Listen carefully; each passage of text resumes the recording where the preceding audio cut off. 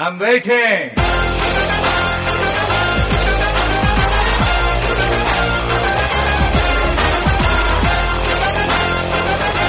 இன்னைக்கு சென்னையில ஒரு ஹாட் பிளேஸ் அப்படின்னா நம்ம Kilambakkam bus stand and Urapakkam தான். ஏன் அப்படின்னா முன்னாடி வந்து கோயம்பேடு பஸ் ஸ்டாண்ட் வர்றதுக்கு முன்னாடி சரௌண்டிங் பார்த்தீங்கன்னா அரும்பாக்கம், அண்ணா நகர் அண்ட் பார்த்தீங்கன்னா முகப்பேறு வெஸ்ட் அதெல்லாம் பார்த்தீங்கன்னா ஒரு ப்ரைஸ் இருந்திருக்கும். கோயம்பேடு பஸ் ஸ்டாண்ட் வந்ததுக்கு அப்புறம் அதனுடைய ஏரியாவே டோட்டலாக மாறி போச்சு.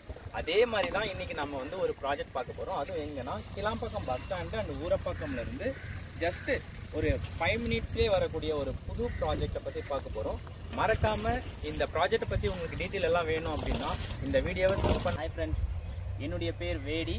நான் சங்கமம் ப்ராப்பர்ட்டிஸில் கடந்த ஒரு 12 வருஷமாக ஒர்க் பண்ணிட்டு இருக்கேன். நம்ம சங்கமம் ப்ராப்பர்ட்டிஸ் பார்த்தீங்கன்னா ஒரு புதிய பிரம்மாண்டமான ஒரு ப்ராஜெக்ட் லான்ச் பண்ண போகிறோம். அதுவும் பார்த்தீங்கன்னா இந்த ப்ராஜெக்டுடைய மெயின் ஆர்ச் இதுதான். ஸோ சைட் பார்த்தீங்க அப்படின்னா இங்கிருந்து தான் ஸ்டார்ட் ஆகுது. எல்லாருக்கும் ஒரு கொஸ்டின் இருக்கும், இந்த சைட் எங்கே இருக்குது அப்படின்னா நம்ம கிளாம்பாக்கம் ஊரப்பாக்கம் ரயில்வே ஸ்டேஷன் இருக்கு இல்லைங்களா, ரயில்வே ஸ்டேஷன்லேருந்து கரெக்டாக 2.8 3 கிலோமீட்டருக்குள்ளேயே ஒரு பிரம்மாண்டமான ஒரு லேஅவுட் வந்து நம்ம வந்து லான்ச் பண்ண போகிறோம். இப்போ பாருங்க, கரண்ட்ல பார்த்தீங்கன்னா இந்த லேஅவுட் வந்து இப்போ தான் ரெடி பண்ணிட்டு இருக்கோம். ஸோ லான்ச்சிங் பார்த்தீங்கன்னா இன்னும் ஒரு 10-15 டேஸ் ஆகும்.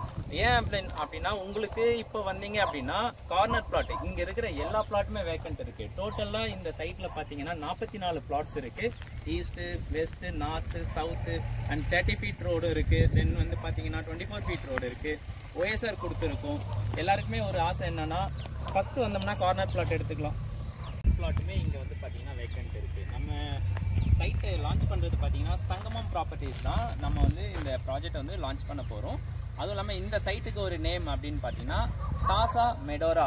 இந்த ப்ராஜெக்டுடைய நேம் பார்த்தீங்கன்னா மறுபடியும் சொல்கிறேன், தாசா மெடோரா. இது வந்து DTCP approval layout and then பார்த்தீங்கன்னா ரேரா அப்ரூவல் இருக்குது.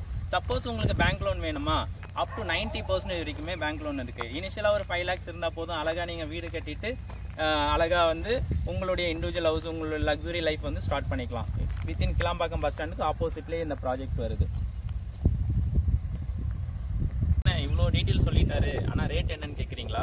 இங்கே பார்த்தீங்க அப்படின்னா நீங்கள் பிளாட்டாக வாங்கிக்கலாம், இண்டிவிஜுவல் வீடாகவும் வாங்கிக்கலாம். பிளாட்டாக வேணும் அப்படின்னா ஸ்டார்டிங் 33 லட்ச ரூபாயிலேருந்து இருக்குது.